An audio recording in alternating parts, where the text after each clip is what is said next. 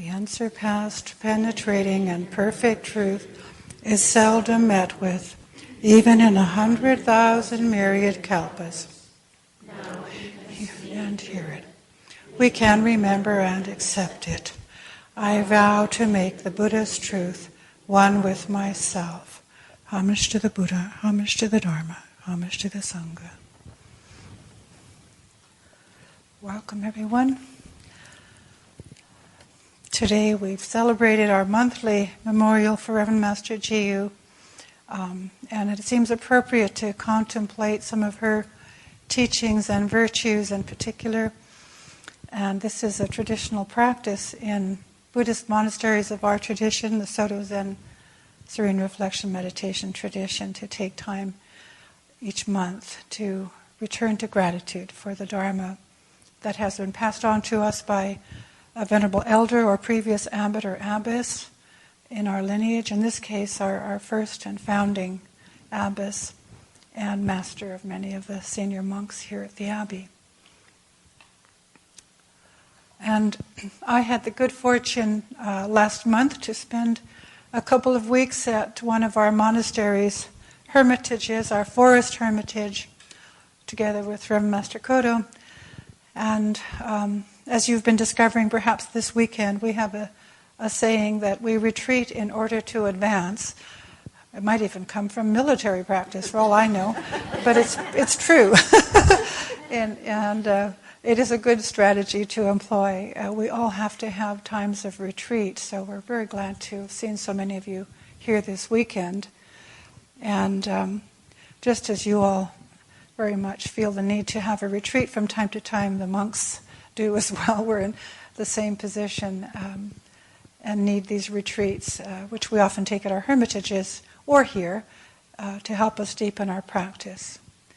And for me, the hermitage retreats are always, they offer a space, they open a space to let go of worry and, of course, busyness, and to find a deeper quiet, ease, stillness in the midst of conditions, and thus allowing gratitude and joy to arise, joy in the practice. And this is really very important. So it's a little bit different from maybe a little bit more restful retreat for us than when we might have an intensive meditation retreat here in the monastery, although in some people's minds meditation is rest as well. So that is always helpful. Sometimes during the course of our busy lives, daily lives, we can forget about gratitude. It can become buried. Reverend Master Jiyu taught that gratitude is the fifth of the wisdoms. You know, Dogen's teaching on the four wisdoms, the other four being charity, tenderness, benevolence, and sympathy. She said that gratitude is a particular characteristic of Soto Zen training and the main sign of enlightenment, of awakening. So that's a pretty big statement. So I've always taken that to heart. So it's important to create space in our schedules and in our minds and hearts for gratitude to come to the surface. And this allows us to think and act with greater wisdom as Buddhism sees wisdom. It doesn't mean that we necessarily always feel grateful. And I think that's an important point that has been for me. But to allow the mind to turn towards gratitude. But I'll tell you here from this quote of Reverend Master Jiyu's commentary on Great Master Dogen's Shushogi, you'll get a bit of a flavor of what we're talking about, also as gratitude on a deeper level. As you may have read in the Shushogi, the final chapter is called The Life of, or Putting the Teachings into Practice and Showing Gratitude, I think. And in Roar of the Tigris, Volume 1, Reverend Master has a chapter here on the life of gratitude. So she says, and now we've been speaking of gratitude all along as an aspect of other things, but now I want to concentrate on it by itself. For gratitude is the main sign of awakening. Gratitude for the teaching, for the eternal, for the Buddha, for everything which shows us the eternal, and for that which comes from the eternal, the Buddha nature or the spark of the eternal, whichever you like to call it. So when I'm on a retreat at a hermitage, I find myself making it a practice in particular to look for those sparks and to settle into those spaces where I see and experience those sparks. We can do this anywhere in our daily lives, of course. We don't have to be in a special place. In one sense, all places are the same. And being human, we need to have special places also. Dogen says, the Buddha nature should be thus simply awakened in all living things within this world, for their desire to be born herein has been fulfilled. As this is so, why should they not be grateful to Shakyamuni Buddha? If the truth had not spread throughout the entire world, it would have been impossible for us to have found it, even should we have been willing to give our very lives for it. We should think deeply upon this. How fortunate have we been to be born now when it is possible to see the truth?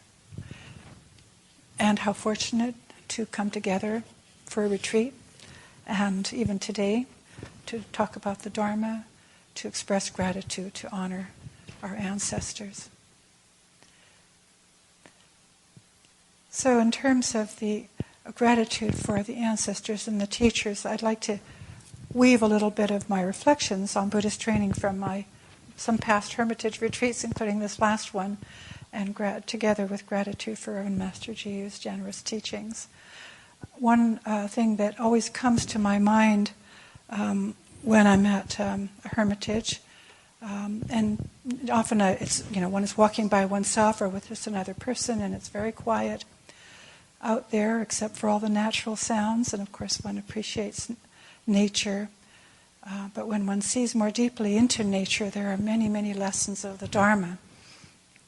I find that walking the forest trails, we have a number of forest trails there. One of them is labeled the red trail, and the other is a yellow trail and pink trail.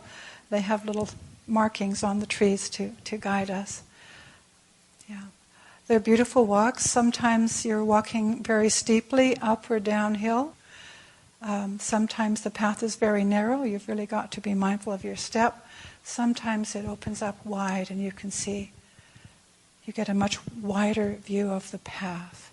Yeah?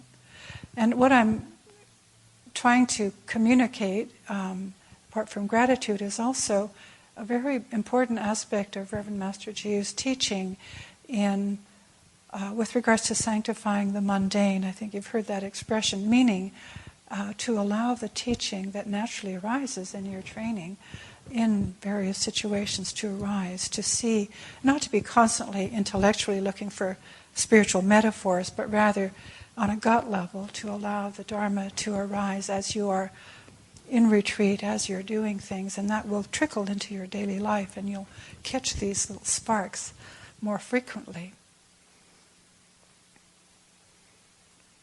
Sometimes we can only see a short stretch ahead of ourselves on the path, on the trail. You don't know what's coming around the corner. It could be a bear, or if it's out at this particular hermitage.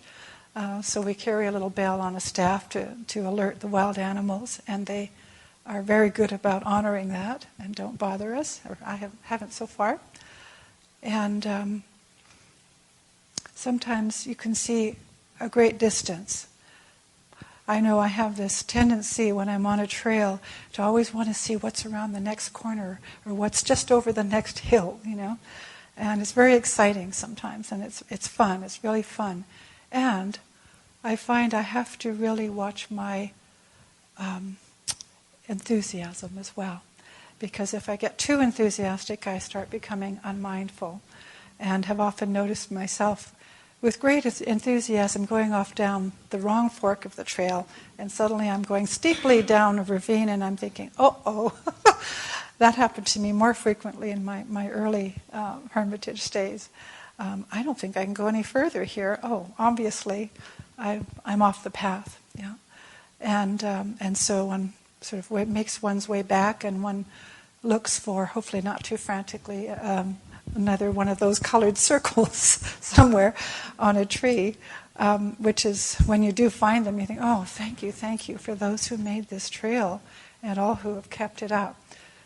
For me, it's a wonderful analogy to walking the path of Buddhist training mindfully, feeling gratitude for those who have pointed the way and those who continue to point the way. Without those Dharma markers, the precepts, if you like, we would frequently get quite lost, and certainly we have been. Yeah? And it's my choice as to whether I take note of them. I have noticed one of the nice benefits of maybe getting older in training as well, is that I catch my unmindful enthusiasm more quickly. So I don't go quite as far down the ravine as I used to, fortunately. But Reverend Master Kodo and I were talking about the fact that there's no way that you can avoid sometimes straying off the path a bit. You can't train yourself without being willing to make a little bit of a mistake. So there is that aspect of training also that becomes apparent to me on these trails, that of taking chances. You've got to take a chance. You've got to be, there's a balance between being vigorous and being mindful. Yeah.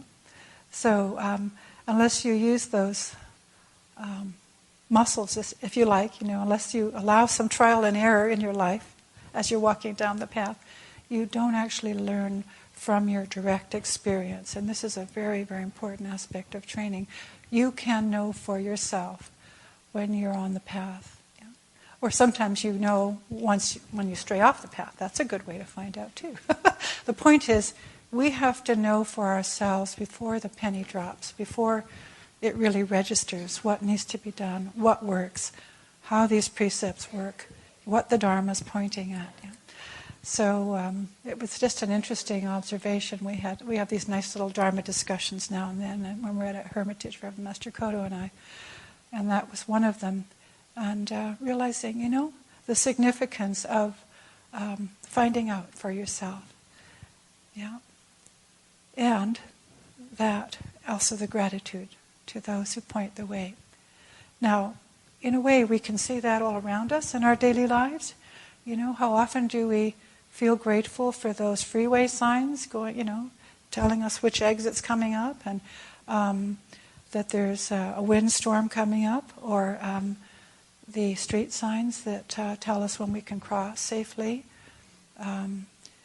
Just think of the myriad things that point the way for us, both physically and actually spiritually, that allow us to continue to go on in our training.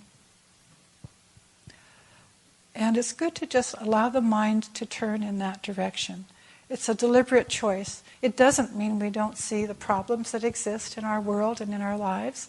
It doesn't mean we gloss over them and are always happy. But there's a choice involved in leaning towards gratitude, in reflecting on what actually works and how we're benefiting from it. At least I find this to be a really important practice. There was years ago when I was living in Canada, they were going through an election and they were going through a process of trying to find what the Canadian identity was, and there was they have some good comedians up there, so they were having a fun time with this whole thing. And one comedian came out with a slogan that I still remember, actually very good for my training. Canada is a problem looking for a solution. I'm sorry, it's the other way around. Canada is a solution, forgive me, looking for a problem. Sometimes it's the other way up, but Canada is a solution looking for a problem. And I thought that was very insightful. Whether Canada is still that way, I don't know. Canada has its problems. But how often do we find ourselves with things being okay, but there's that part of us that's looking for, it's not quite satisfied. There's got to be something to complain about. Yeah. Or if there is something that's not quite right, how about looking more towards the solution than going round and round and round on what the problem is. Yeah. So maybe that's very obvious to most people, but I find that to be a helpful aspect of this teaching on gratitude. What is actually working, and how can we keep that going, and how can we expand that? Yeah.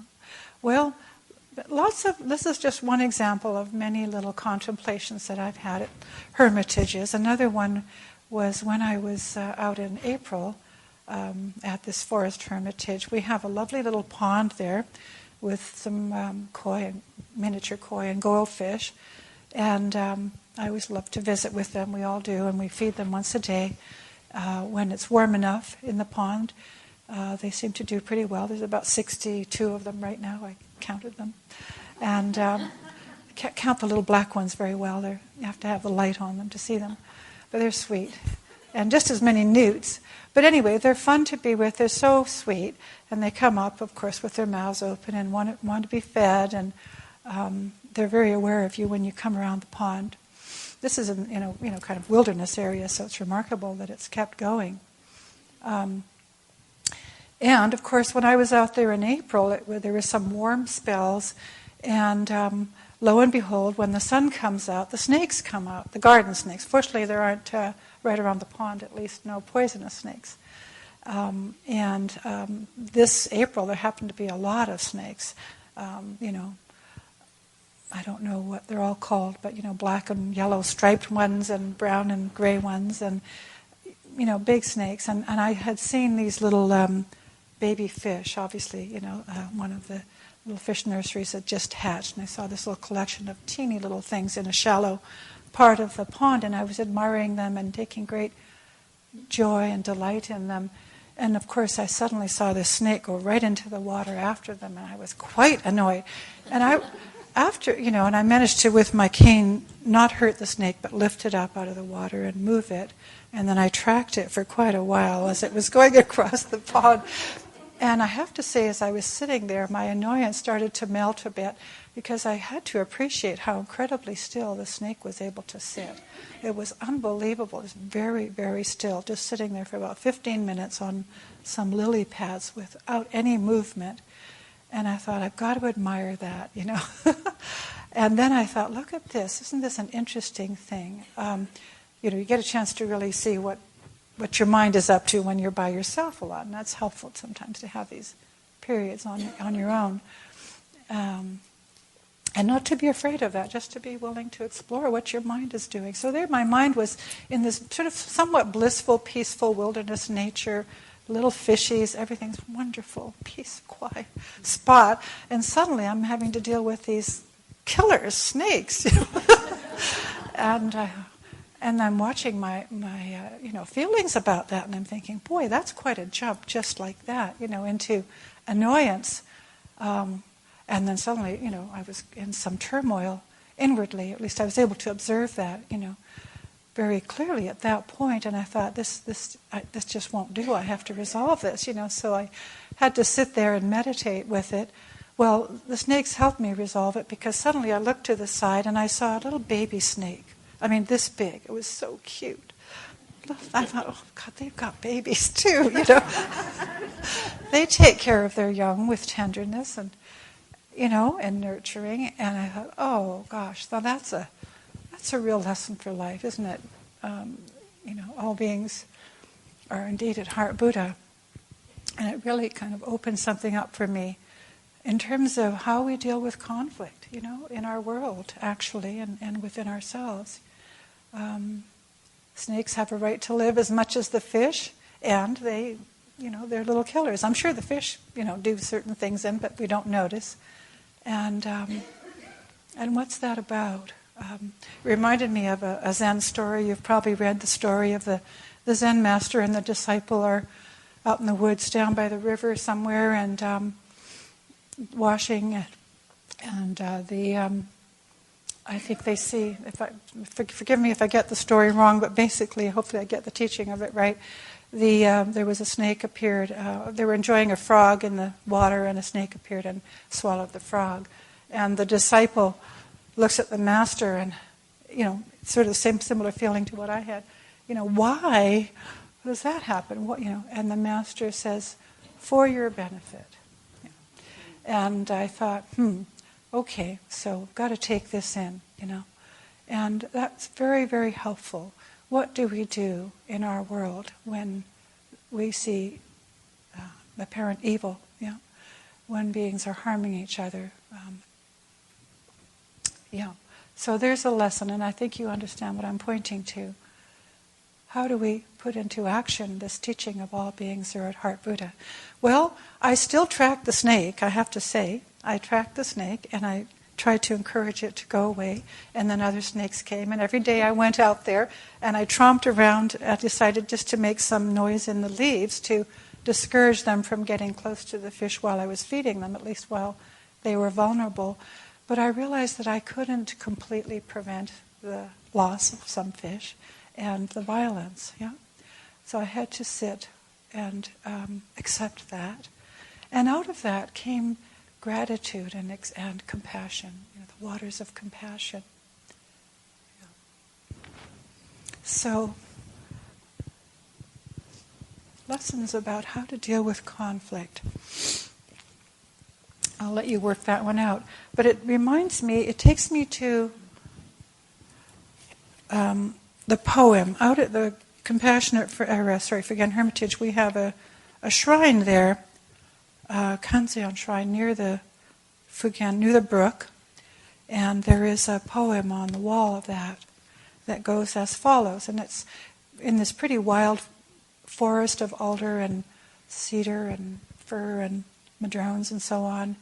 A lot of lichen and moss and very wet, and these beautiful creeks running into, eventually flowing into the Smith River, I guess. Here's the poem. The sound of the wind through the pine trees is as the sound of the rushing waters. In the shrine of clear water, how refreshed will the heart be that is filled with the grace of this clear water. So as you're sitting there by the water, this is a contemplation for those that go out there. And we're talking about the water of the Spirit as well. But I'm going to come back to that, because when we really do touch the gratitude in our hearts, it opens the door to the water of the Spirit flowing. It cleanses the conflict. It cleanses the distress, the dis-ease. It resolves it. Well, one other little thing I'll mention. There have been many contemplations, of course, but this is one that I enjoyed as well. Some time back when I was at the same hermitage on a different trail, and noticing a lot of mushrooms, especially in the springtime, because I'm often there in the springtime. Wild mushrooms. We don't eat them. We're kind of careful about that. But later I was reading about mushrooms, and I was fascinated. Apparently, there's this massive network of mushrooms underground, the entire forest. I mean, not just little patches of it, but everywhere. The entire forest is dependent on this network of fungi, if you can believe it. I didn't realize the extent of that. And it has an important job. The mushrooms, the network of mushrooms, break down all the forest detritus and create this soil that allows the trees and shrubs and herbs and flowers to grow. And I thought, wow, now that took me to an appreciation and gratitude for the network of support for our lives and our training. Think about that. Think about what it is that not only helps us as monastics here, the incredible support that we have for our monastery, for the retreats that we do, all the physical support, the Dharma protectors, all the kindness that makes the growth of our training possible, and for each and every one of you here in your own way. If you reflect on that, I'm sure you can come up with a massive network of support. Yeah. Again, something to think about. It even, to me, I find it helpful sometimes to reflect on just some of the common, mundane things that we take for granted in our lives. the post office, to me, is amazing. I mean, you put a stamp on a piece of paper and you give it to somebody, and it travels through all these different places to a completely different place in the world, and it gets there most of the time, In the 1970s, I was traveling through Spain, and I took a bunch of photographs and sent them to friends or relatives, and they never made it. And I thought, oh, that's a shame. Most everything else I sent did. But nowadays, that rarely happens, at least to me. And what does that tell us? There's amazing cooperation along the way there. People and trust involved in that. People having respect and trust for this private piece of paper. No doubt they have their problems sometimes, yeah? And maybe we'll eventually develop that sort of ethic with email, and it's too easy to hack into those things, isn't it?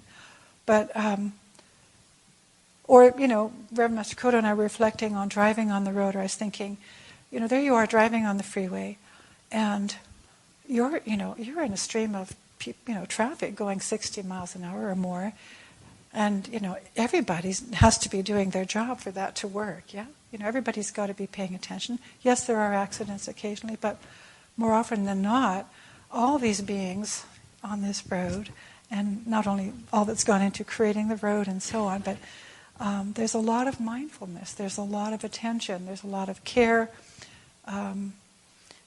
It's quite an interesting network of cooperation and trust and faith. And, Reverend Master G used to say, without, of course, one of the laws of the universe, without fail, evil is vanquished and good prevails. We don't often see that, but when we think of our modern world, there are a lot of things in our world that have been created out of trust and respect. Yeah, many of the laws that we have, and so on. These are beginnings of precepts. All these things. So again, just turning the mind to gratitude for all of these things. It seems an important teaching for me right now. Maybe for all of us somewhat, with elections coming up and all the opinions and views and judgments that go around, and things that we don't like and that we think we need to fix. Perhaps making a little space for gratitude to arise is helpful at this time and can help us to discern better, allow that wisdom of gratitude to help us navigate these somewhat unsettled times.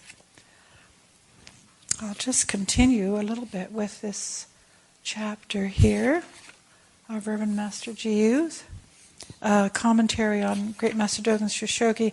Dogen says, "You need no further teachings than the above in order to show gratitude, and you must show it truly in the only real way in your daily life. Our daily life should be spent constantly in selfless activity with no waste of time whatsoever." That has always seemed a very tall order to me, because I'm sure I waste a lot of time. But I thought about this. What's wasting time? Wasting time isn't so much about time for me. Maybe it is sometimes, but it's about, judgments and the like. Do we have to really spend so much time with, and give so much time and space to some of that stuff that comes up in the mind? I've heard it said that judgment is probably the worst killer of gratitude. Judgment in the sense of turning away from something, turning away from the Buddha nature in ourselves or in others, and in particular for ourselves. Yeah? So if we learn not to judge ourselves, we can be grateful even for those difficult times, and even for our faults. Selfless activity. Just bringing the mind back to what you're doing, not trying to carry a self around. So Reverend Master Jiu anyway says this means that, and I know it for a fact myself, once you find this place, this third position, the eternal, the gratitude flows out like a river. A lot of people call it the water of the Spirit, or the water of the eternal, or as you see in some statues, Kanzeon pouring the water of compassion out.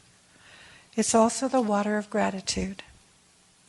From this third position, it's just not possible to think of doing something contrary to the precepts, because you can never imagine how you'd be crazy enough not to be in this wonderful state.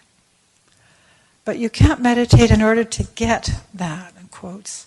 You meditate for the sake of meditating, because you long to be one with the eternal, because you're not satisfied with you as you are right now, not to get the benefits. So I'm going to leave you with that, I think, today. Homage to the Buddha, homage to the Dharma, homage to the Sun.